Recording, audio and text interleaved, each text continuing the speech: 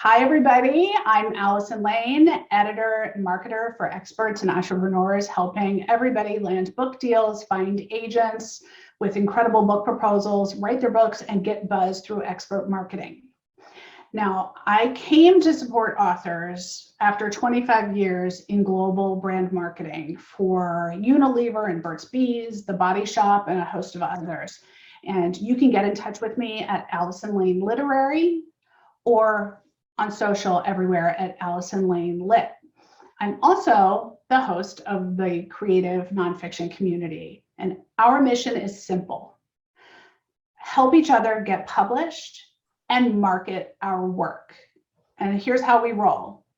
You ask for what you need and you share what you know, period. So get involved, brag on Sundays, tout your books or your articles in the promo threads, attend our free workshops, compassionate critiques, expert interviews and guest chats, and a whole lot more. Now, here's some news. We are heading into our summer camp series of events. So look for events and webinars and compassionate critiques posted throughout the summer at assorted times and days. So this is different than our regular Wednesdays because summer schedules are wonky. They just are.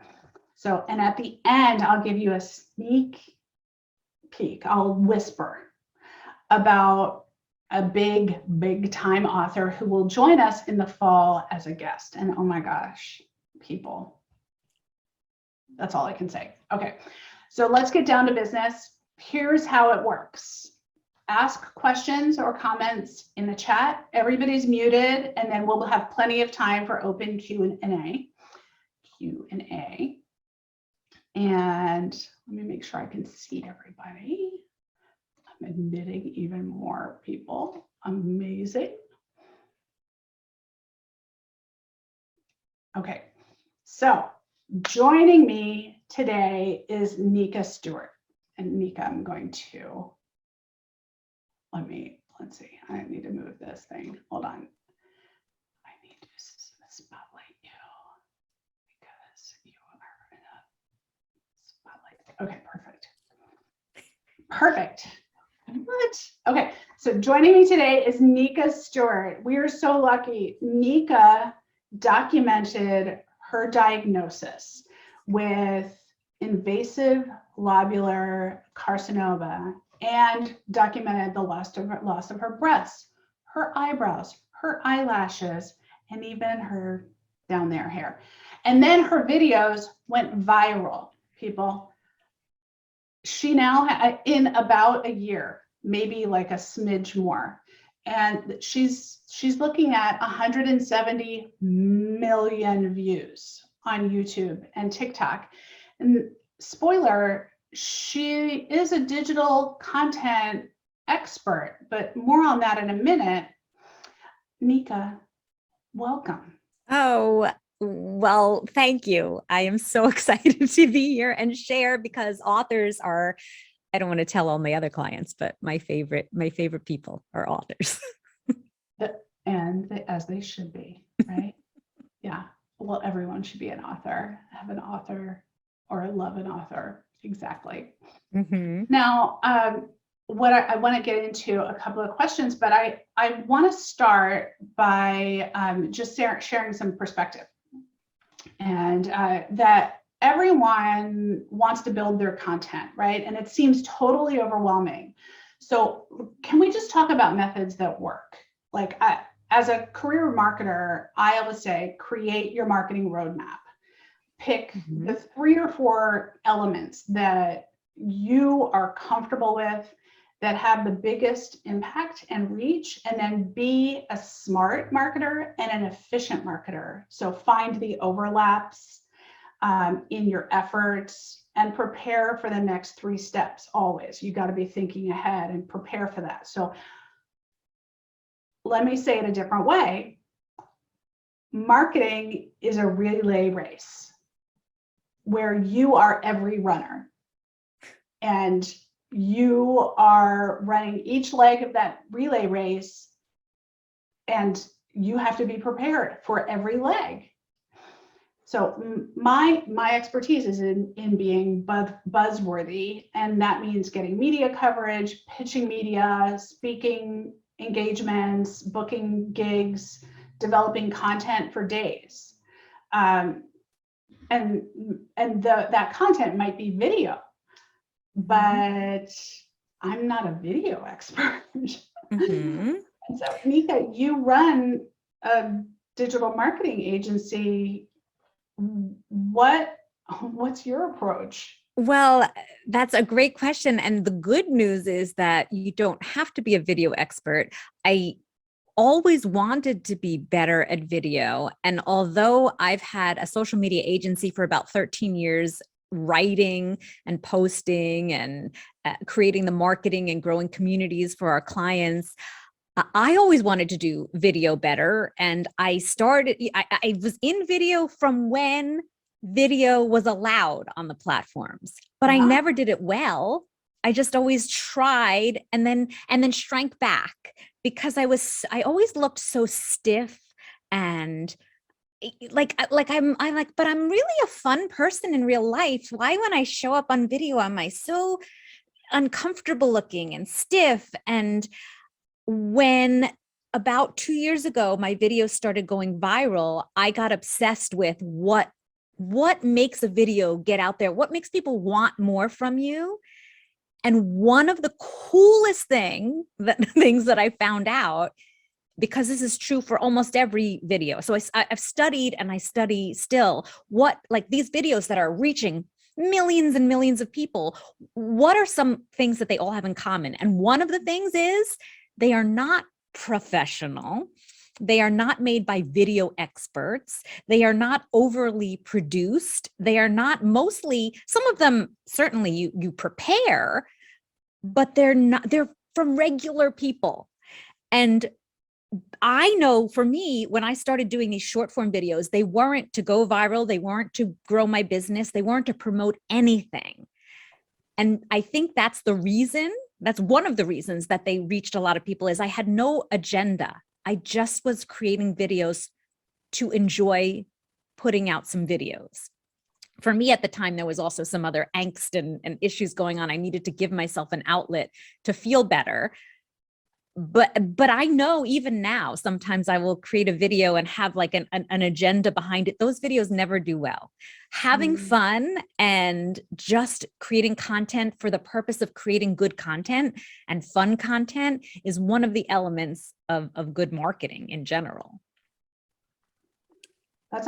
It's almost like a high bar. It's like, prepare to have fun. Now have fun.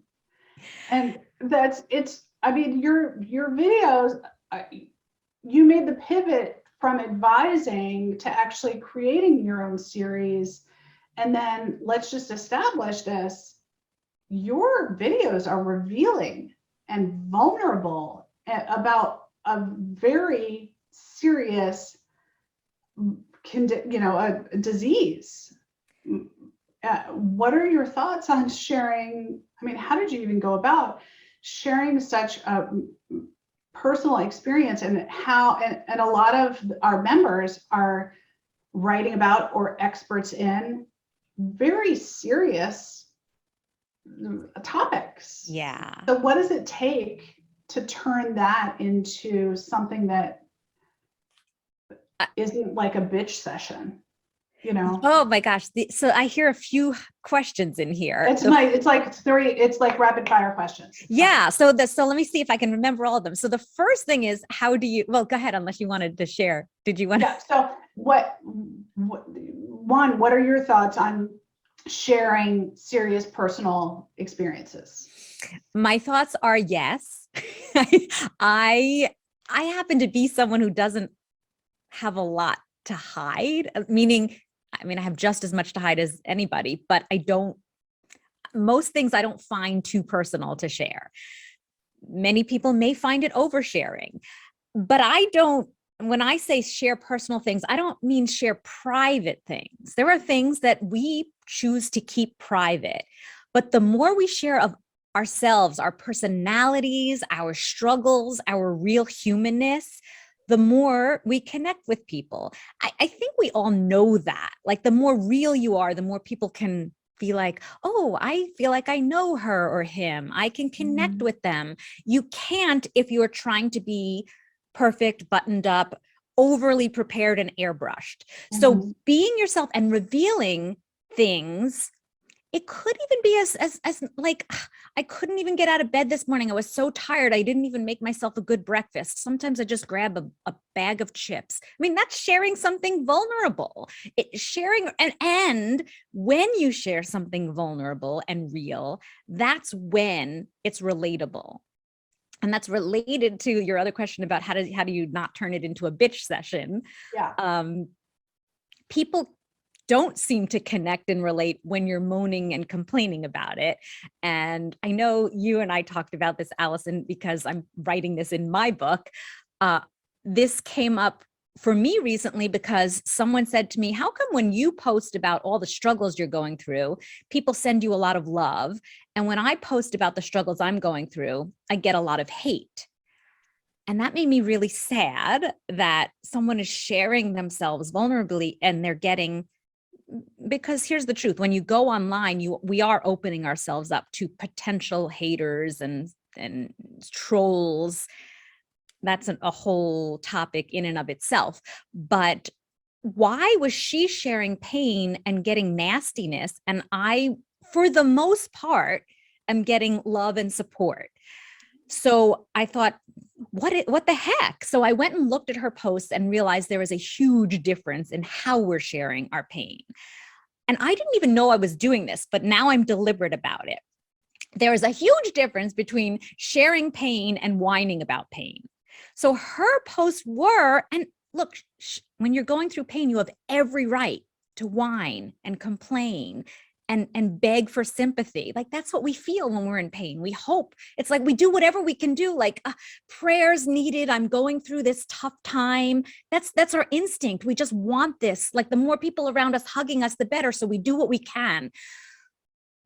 But it feels like begging for support rather than this is how I'm dealing with the pain. So what I noticed, and I would use this as a suggestion, if you do want support or buzz about what things that you're going through, things that you're writing about, if instead of talking about the pain and complaining about the pain, if you talk about what you're doing with the pain, how you're dealing with it.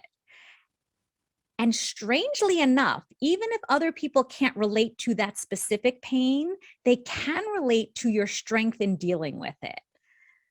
When I posted my first video about I lost all of my hair.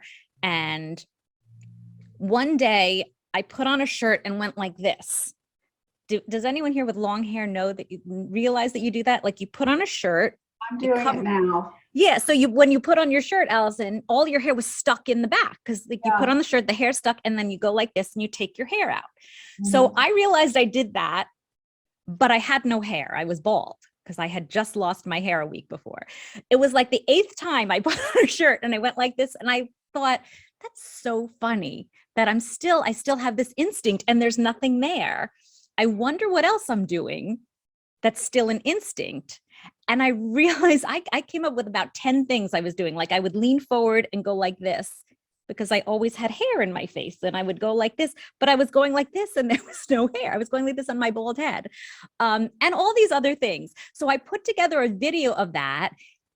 So the video was me making fun of the instincts that I still had. Really what I was doing, just like this other woman was saying, I lost all my hair. I loved my hair. I'm sad about not having hair. And look at me, I'm bald and I look weird. But instead of saying those things, I said, these things I'm still doing because I forgot I have no hair. And 150 million views and people supporting and loving on and media reaching out. And me building my business from it, strangely enough, even though the video has nothing to do with business, but it got me buzz and love and support. So, and I think the freakiest part, the weirdest part, the most surprising part for me was that people wrote about how much they could relate. And these were not people who had lost their hair.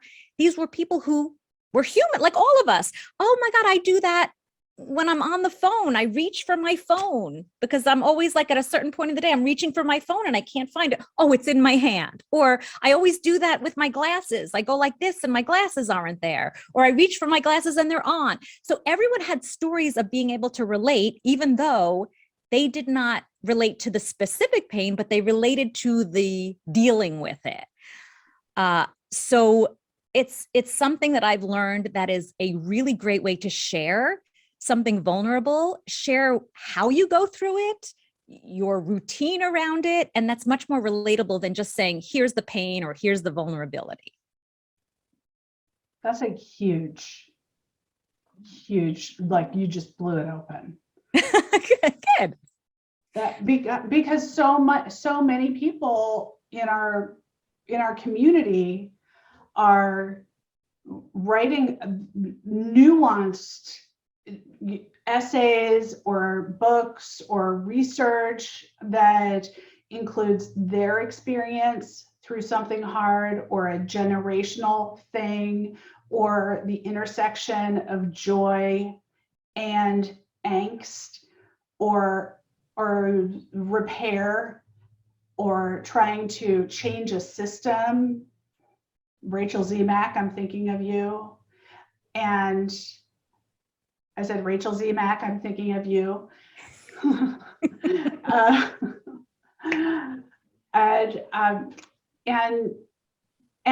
they, it's one thing to rail against the pain or rail against the machine or rail against the systematic monolith that seems like it's never going to move. And it's another thing to say, like, I'm waiting in line again, or my deaf child is being taught by hearing people that don't understand, or fill in the blank, whatever else. And so I just think it's amazing that you hit on the share the how, not the don't dive into the what. Yeah, I think it was kind of an accident. So I'm glad that after I became obsessed with why this happens, it was nice to see that this does something that's in common with other things that are getting out there in front of people. So like you said, if you're talking about that you have a deaf child and the pain that you're going through or the system that you have to deal with, if you want your book or your videos to just be for other parents with deaf children, then that, you can talk about that and other people will then be able to relate. But if it's much more, I believe it's much more than that. The way you deal with it can really inspire me, even though I don't have a deaf child. So it's the process you go through, the strength that you get from the pain. People in the world will be inspired, even though they don't have your specific situation. And that's one of the ways to reach many more people. And not that we should be reaching everybody. We all have an audience, but like my husband, when I first started writing my book, said, well, your book is for women with breast cancer. And I'm like, I don't know if that's the answer. That's my audience, because I feel like as I was going through it, so many people told me that they wanted more inspiration from the types of things I was sharing, and they weren't going through breast cancer. So I know that my pain can help other people because of how I dealt with it, not because of the pain. So it's something to think about. Exactly. So when you started this, do you, this on this journey, of this video journey, as you're going through your cancer journey, you're dealing with the effects of chemo and recovery from surgery, and then you start this thing so that you had something positive for yourself. Something you said, something you look forward to. Were you inspired by someone else's content? Like sometimes we're told, have 2 or 3 people you follow, but don't do exactly what they do, but use it to inspire yourself. And then, people also get shut down, like, I'll never create it like they do. Yeah. Did that happen to you?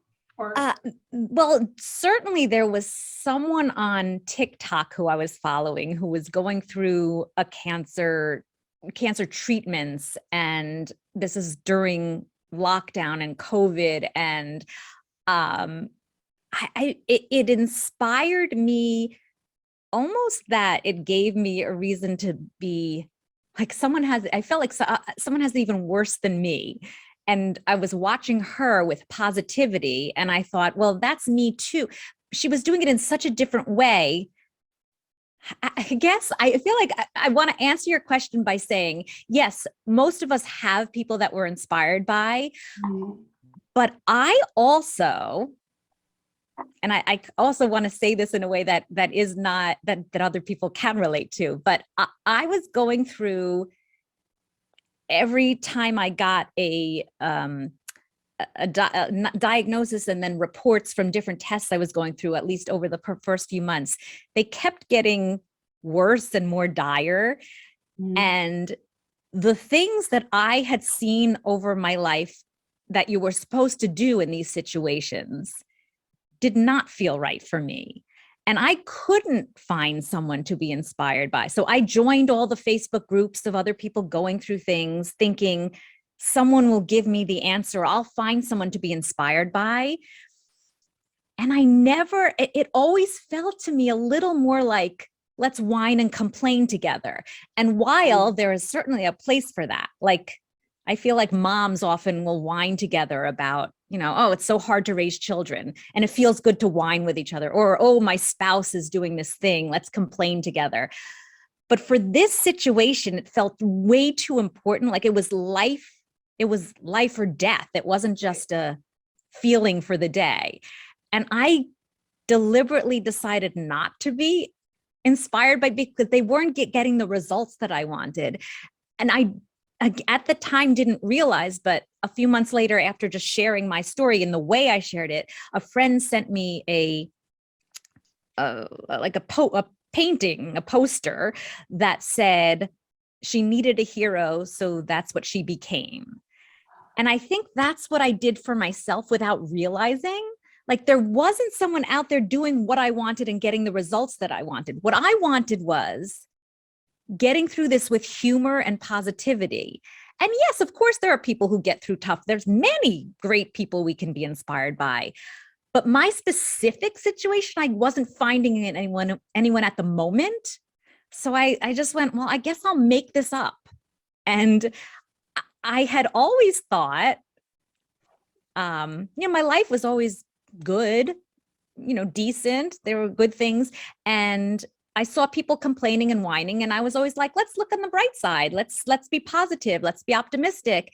And people would say, well, that's easy for you because you have a good life. And I would think, I always thought, maybe my life is good because I'm positive.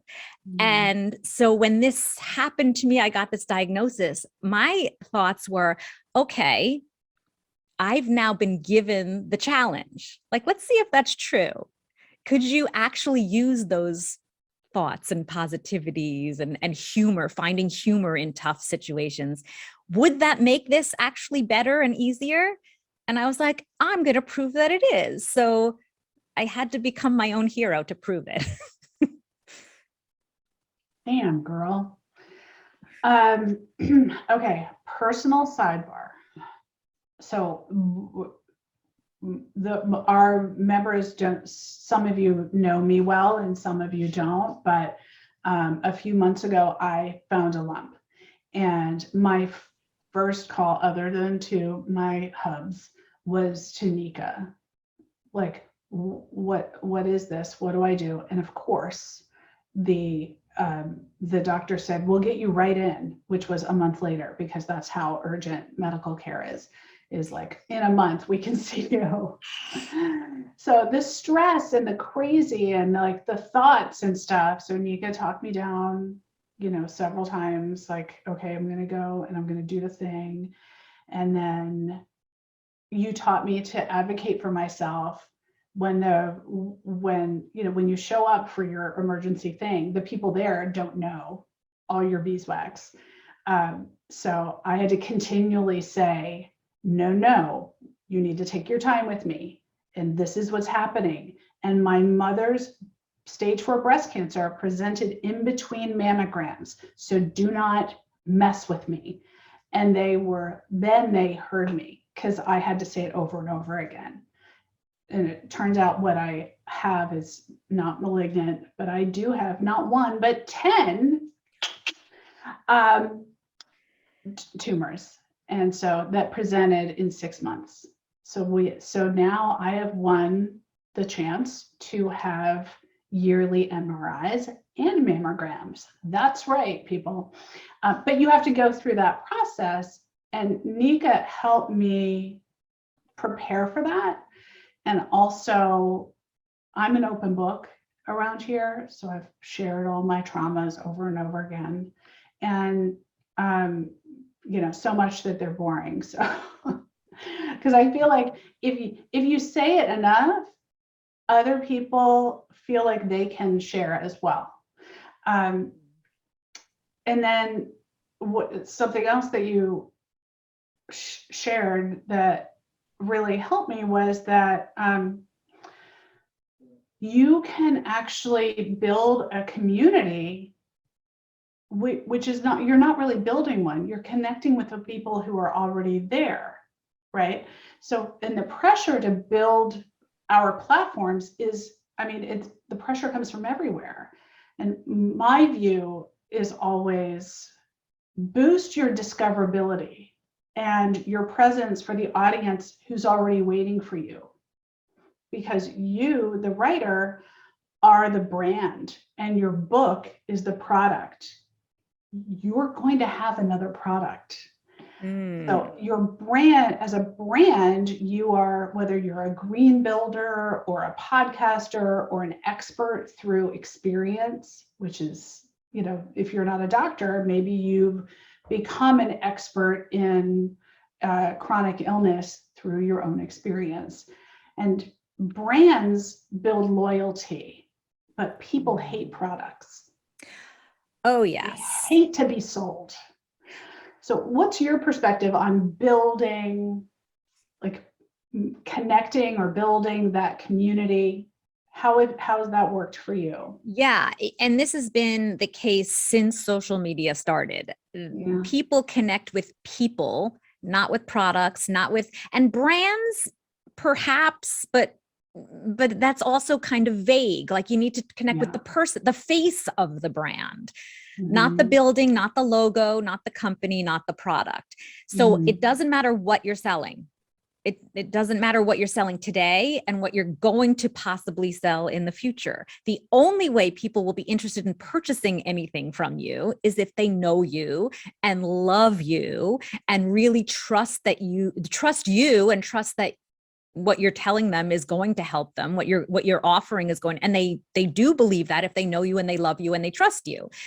And it doesn't matter. So many people, so many authors. I just had a client who's like, okay, I have a book out. I'm going to start a new Instagram for the book. I'm like, why? The book is still from you. Nobody wants to follow a book on Instagram. They want to follow you and they want to hear your story. Yeah, but it's a new book. It's not like my old book. Great. People have many facets to them. You don't start a new account for every facet of your life and every product that you sell and every new offering that you have. It's all you. Not only does it make it easier that you only have to do one account, but it's the only way people will be interested in buying from you. And there's such a good, I believed this so much. And every time a client would call and say, well, should I have an account for business or for my name? Which one should I follow? Should it be my name, my business? I always wanted to say, do it under your name. But I was insecure in the early parts of my business. So one day I put out an account. I started a new account with my name and with my business name. And I had my team and my agency do the same things on both accounts. And just as like a nice long experiment. So 1 year later, my personal account had 4 times as many followers. And anytime the phone rang, the phone doesn't really ring anymore. This was about 5-6 years ago when that's how most of my sales were done, on the phone. So anytime the phone rang, I would say, how have you heard of us? They all heard of us from Nika Stewart, not from ghost tweeting, which was the name of my company. They're like, oh, I didn't even know that was like the name. I just knew I needed you to work with you. So all of our business came from my personal account, and it grew quicker and had all the engagement. And so from then on, when someone said to me, which one should I do? There's no hesitation. You should grow your personal brand, especially as authors and writers. I mean, it's your personal brand. And one of the things that I feel like I'm hearing you say, and I'm not sure if you are, but I'm just sensing it, is how do you get yourself out there in a way that is authentic and real and you?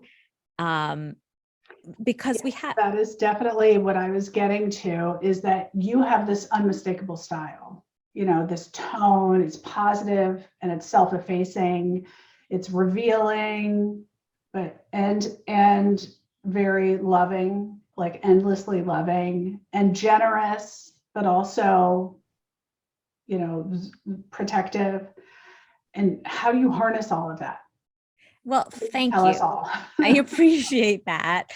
And I don't think anyone's going to like the answer. I don't like the answer, but the answer is you just get out there and you record yourself and get out there more. So, how many times do we prepare to launch? So I'm going to launch a new course. I'm going to send out my proposal. I'm going to pick up the phone and call this person when I'm ready. So let me get ready. Let me purchase a course. Let me hire a coach. Let me read another book. Let me buy some more equipment. I decided I'm doing a live streaming show 5 years ago. And for a year, I bought better lighting and a better camera and bought a course and hired a coach. And then each new thing makes you think that you're more ready. I still wasn't pushing the button to click and go live. Yeah. And the only way I got better was pushing the button and going live and not doing it as perfectly as I wanted to. But how do you get better? You do it not better. How do you get more ready? You do it not ready. So how do you figure out? It's like driving a car. I don't know how to get to the location I want to get to. So I'm going to sit here and, our cars, the wheel doesn't turn. Like if you're just sitting in a car that isn't on, it doesn't even turn. Most cars now, like if you turn on the car, I'm pushing the button now, we're turning the key. Yeah. The wheel doesn't turn until you start moving forward. Yeah. So, but I don't know the direction yet.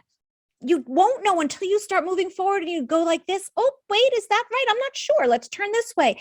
And you're going to do it not perfectly. And guess what? Even when you feel amazing and you get the thousands of views, you're still going to feel not perfect. And it's never going to be perfect, but it's going to be perfect. It's going to be perfectly you. And that's always perfect. And you're always doing more and better and improving, which is always perfect and never perfect. So the only way to get better and feel more comfortable is to do it not ready and not comfortable. Right. Yeah. Nobody wants perfect lighting. And, I am wearing a wrinkled shirt. And but who cares? No one even noticed it. I mean, we are so concerned. I own that. Like, this is my jam. My hair dries like by itself every day. This is, I put a clip in it before we started, like, you get what you get and you don't throw a fit, right? And you just have to keep going. Now, if your product is your voice, now I don't want people to think like if they're not pitching a book, your product is still your article or your brand or your appearance in a panel or your expertise if you do a class or you offer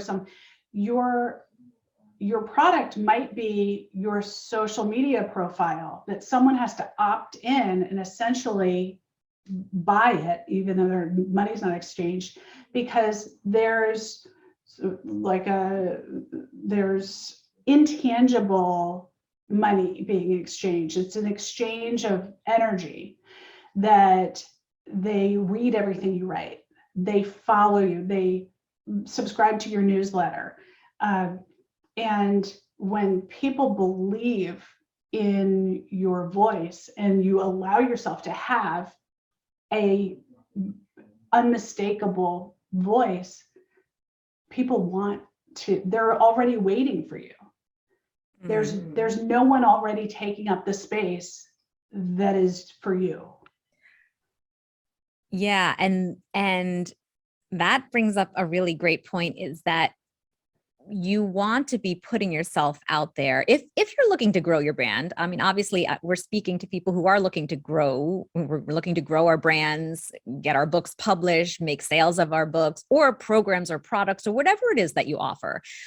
When you don't have something to offer, you still need to get out there. In fact, it's more important to be out there and speaking your thoughts, your brand. I mean, always stay on brand.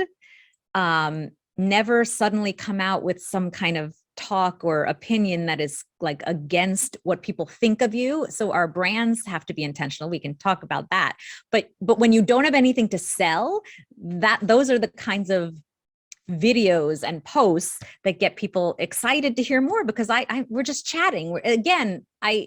I don't connect with a product, I connect with you. So let's just chat. And you may be selling something, but and in the future you will, but because we built relationships, when you have something to offer, it just becomes so simple.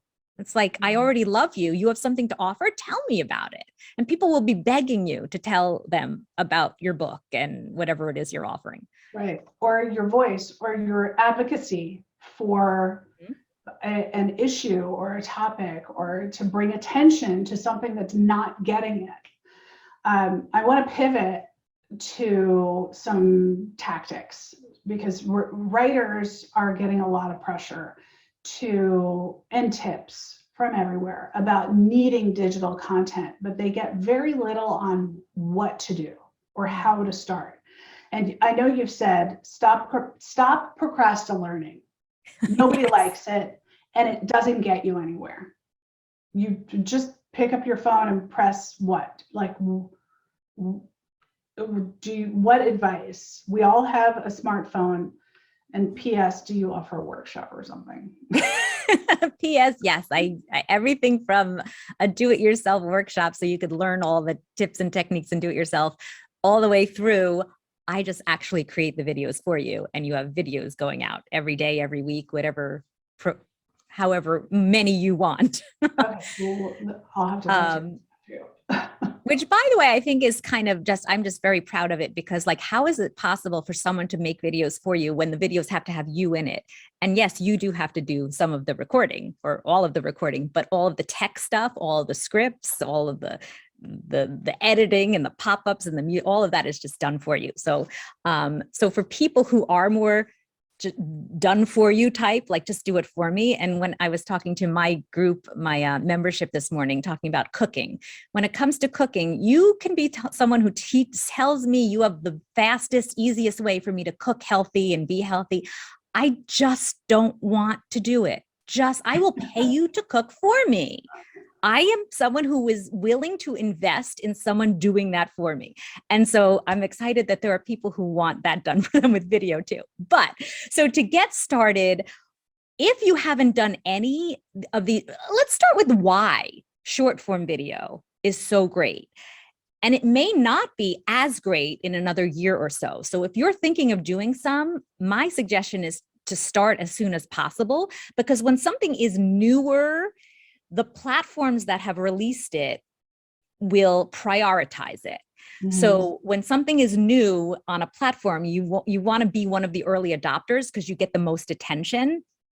What we've had in the past is, let's say on Instagram, you have 100 followers and you post a picture of yourself, of your dog, whatever. You post something, and now Instagram will put that post in the news feed or the For You page or the whatever you want to call it on Instagram, of potentially some of the 100 people who follow you. Not all of them, but some of those 100 people who follow you may see your post. With short form videos on Instagram, it's called Reels. On TikTok, it's TikTok. On YouTube, it's YouTube Shorts, which is the newest of those three. So YouTube is prioritizing shorts. These are vertical videos, typically under 60 seconds. That's changing. The guidelines are changing. But because what they do, like Instagram will take your reel, your vertical video under, it's now 90 seconds, and they put it in the news feed of whoever they think might be interested in it. So even if I have 100 followers, they may show this to 500 strangers because it's a topic that they think these 500 people might like. And if a high percentage of those 500 people like the video, meaning they watch a high percentage of it, they click like, they make a comment, they share it, they go to my feed and they follow me. Any of those are things that notify Instagram that someone liked my video. If a high percentage of people, of those strangers like my video, Instagram says, the algorithm says, I'm going to show it to 500 more people. And if the same thing keeps happening, let's show it to 1,000, let's show it to 50,000. That's how a video goes viral. When in the first burst, enough people like it, the platform will continue to show it to more people who don't know you. So that's how you grow your visibility. That's how you grow your following. And that's how you go viral. This has never happened in years of, I don't even know if this has happened on social media, but you don't need to have a high following, a high connection number to get your video seen by thousands, tens of thousands, hundreds of thousands of people, because the platform is helping you. And it will change. They're going to stop that soon because there's just not enough time. I mean, there's not enough people, there's not enough room as more people join. Yeah. So get in now. And so your question was, how do you start? My suggestion, and this is just my thought, is you go on TikTok. If you don't have an account, start an account. Even if you don't want to grow on TikTok, use the TikTok editor to create some videos because it makes them very short form TikTok-y, and then download the videos and use them somewhere else, or grow your TikTok account. That would be my suggestion. My 8-year-old daughter would be mortified for me to be even following her on TikTok, but I'm going to do it anyway. Do it. She said so. Yeah, my daughter made me stop following her, but now her friends send her my videos. They're like, oh my gosh, your mom has such great videos. And she's like, oh, mom. Exactly. All right, I'm going to check the chat. But before I do, I promised you that I would tell you what our lineup is going to start with, hopefully start with. I'm working out the details. But our fall lineup of events will include a conversation with award-winning, best-selling novelist, memoirist, and nonfiction author Courtney Mom, whose most recent nonfiction book, The Year of the Horses, is collecting awards, endorsements, lists. She also wrote Before and After the Book Deal. She wrote Costa Libre, and she runs retreats, and she's incredible. And I just when I have a date, I will announce it. You heard it here first. Okay, let's open up Q&A. I'm going to read a couple from the top. Miriam Steinberg says, I have footage from the 5 years of infertility and loss I went through. My graphic memoir about my journey came out last year. Is it too late to use that footage to make videos or reels, or would you frame it as a retrospective or just post them with the written bit talking about the story behind it? It is so not too late. I mean, it is not too late at all. You start today. There are different options with how to post them. I don't see it. I don't see it as a need to post it as a retrospective, because nobody, especially if this is a new account, would you be posting this for people who already know you? Are you thinking of an account that you already have where you have loyal followers, Miriam? It's a bit of both. So I probably have like 1,500 followers currently. Is on Instagram. And yeah, but I'm definitely looking to build that platform and to be, especially because I'm writing the sequel to the first book. Yeah. So Yeah, I don't see any need to talk about it as a retrospective, but just to tell a story. You're telling a story from the beginning. Yes, some close friends will, just so you know, be aware that we'll write like, "Oh my God, I'm so sorry. Did this just happen?" People will say things like that. And then you could say, "Oh no, I'm just telling my story." But especially on Instagram Reels, and I can see this working so well on TikTok as a story. If these are 30-second pieces of your story, you probably could have hundreds.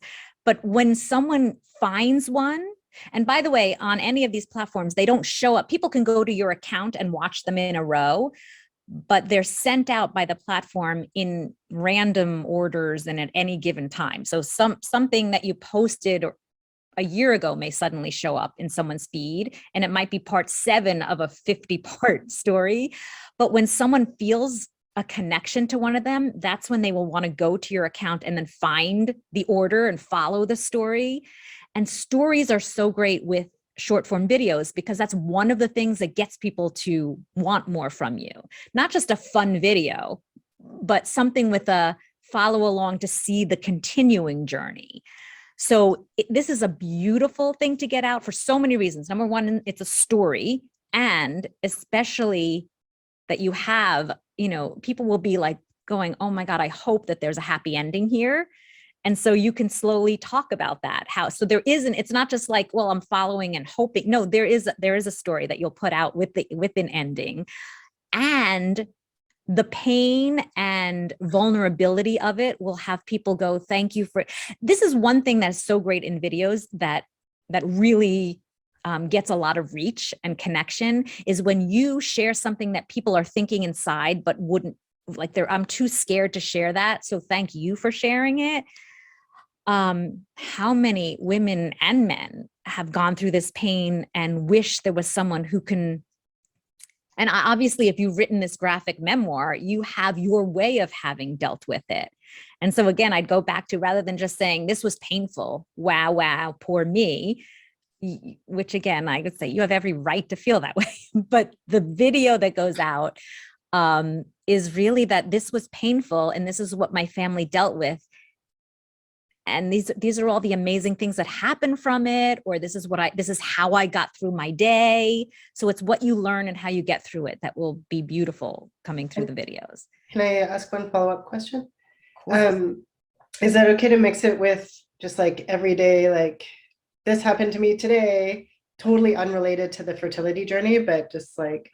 Absolutely, as long as it's still on brand, meaning it's always your voice and your personality. So people wouldn't look at it and go, "Well, is this the same person?" That you don't want, because that confuses people, and confusion takes people, like, you lose them. But of course, I think it actually may get overwhelming for you and your audience if it's always the pain. But if you can show some current beautiful things or funny things or current pain or frustration, absolutely, yes. Thank you. Thank you. Oh, I can't wait to see.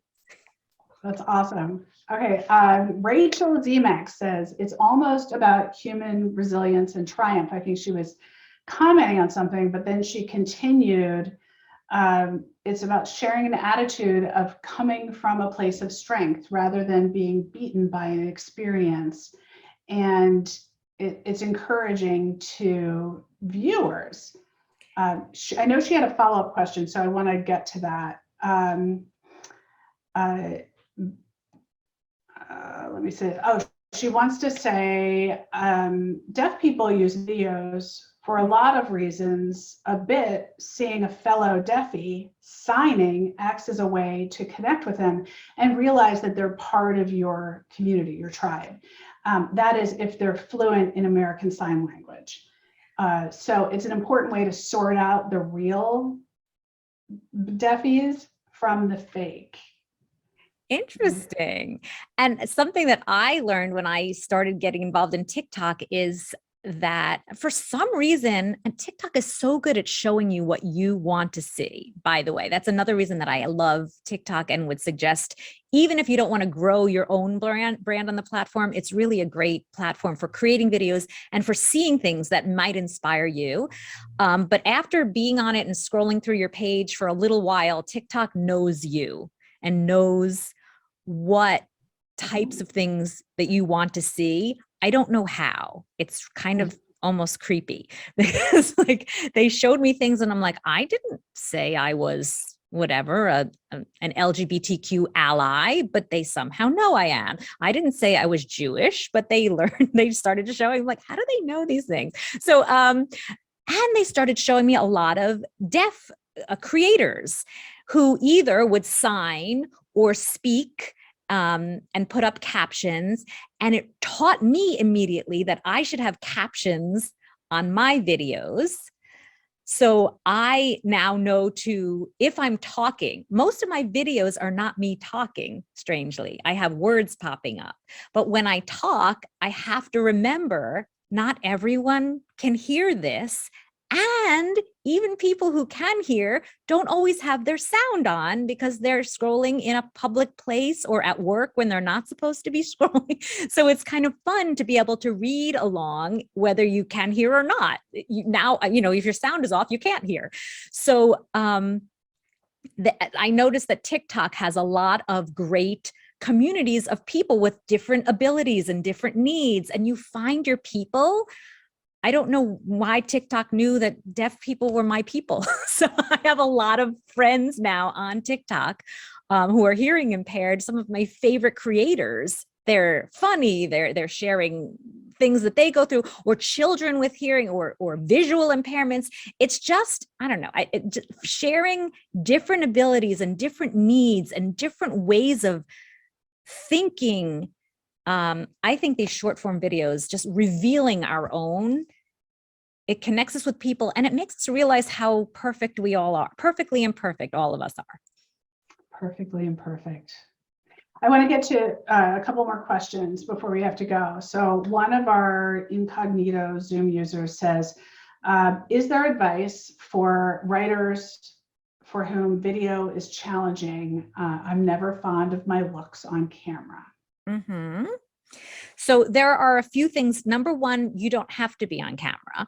You can create a great video of something interesting.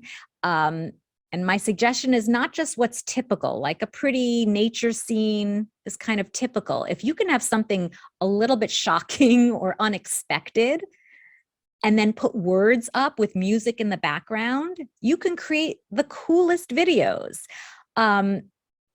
So I want to say that. I want to also kind of go back and say many people are not comfortable showing themselves on camera. And if you do want to get out there and do that, you just have to do it. Again, you do it not feeling comfortable, and you do start getting more comfortable. And the people who are the least comfortable with like their looks or how they appear on camera are the ones who get the most love because they're the most real. And when you look at these other people, they're so perfect. The perfect people are not getting connected with other people. They might be like cool, like, oh, I wish I had his hair or whatever. But yeah, being real is cool. But there are totally ways to not even have your voice. If you wanted words to pop up, there's voice or text to voice, where you can type in what you want and click a button, and then a robotic voice comes up, which is accepted because it's funny. Everyone starts to recognize, like Siri's voice or Alexa's voice. They make some really fun videos. So if you do, having your face on video is really the quickest way to connect with people. You're looking in their eyes, and that's the fastest way to make a connection. So if what you offer other people needs to be like, I need to look in someone's eyes to help them, then you probably do want to get better at getting on video. But if it's more to grow a brand, or maybe your humor, or just to get your book out, perhaps just try it without your face. There's definitely ways to get fun videos out without your face on camera. Great advice. And that Zoom user apologizes. His name is Brian Watson. Hi, Brian. Zoom is not letting him change his name. Okay, there are a couple of questions about tools. So Joe Guerra asks, what microphone for your phone delivers better sound quality? And then there's another question about, Sandy asks about music needing permission. So Yes. maybe you could. So microphone for your phone, you don't need any.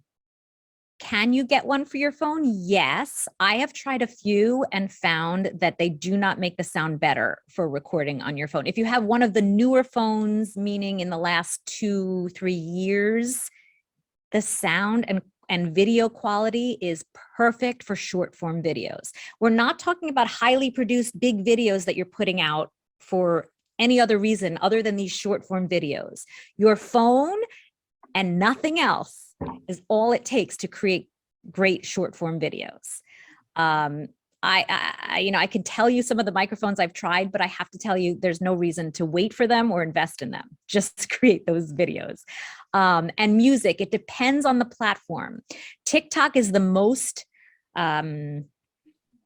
what's the word? Liberal or allowing. So you can find almost any music you could ever think of on TikTok and use it legally according to TikTok. If you take that video and you try to put it on Facebook, you will likely get shut. I've gotten many of my videos are muted because they don't like the music. So you would choose instead to use, each of the platforms has music that you can choose from. So if you choose music that they allow from their library, you're totally okay. And that's what I would suggest. So you don't get like a strike on your account. Yeah, strike. Well, there are other questions, but I'm just going to have to say we'll put them in the comments, and everybody, we will get back to you. If you want to ask questions, keep on. I will make sure to find responses from Nika, but we're going to stay on time today. Nika, we're tickled pink you could join us. Oh my gosh. Thank you. Thank you. So, please tell everyone how to connect with you as well. Oh, yes. How to connect with me? I don't know. Come to TikTok. I'm Nika Stewart Shine. So there's a shine at the end of my name, Nika Stewart Shine. Same on Instagram, same on Facebook. So I'm Nika Stewart Shine everywhere. Connect with me, or if we're on Facebook is usually where I have my one-on-one chats with people. So if you want to connect just with me on Facebook, my personal account, Nika Stewart, and I'm happy to answer any of your questions in direct messages. And Anne was asking, how much time a day do you spend on social media? Me, I spend probably 18 hours a day, but that's my business and my life. For someone who is marketing something, because social media is a huge part of marketing for most people, there is nothing wrong with spending a few hours a day on social media, not for scrolling and all of that. That's not counted in this time, but for marketing, for having conversations with potential readers, potential clients, customers, posting about what's going on. So if you're using that time to actually get yourself out there, spend more time on social media. The time suck comes from the enjoying of the content, and that is not counted. That you can spend whatever you feel like, but that's not part of your business day. Right. Oh my gosh, that's hilarious.